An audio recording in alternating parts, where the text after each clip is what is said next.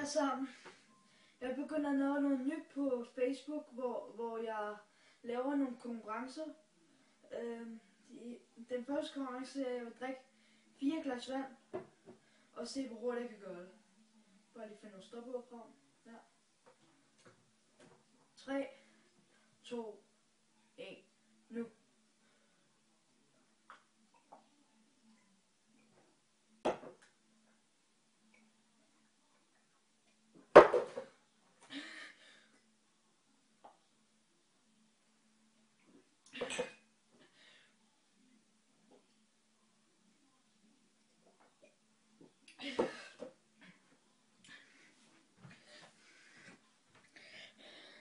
...20,6 sekunder.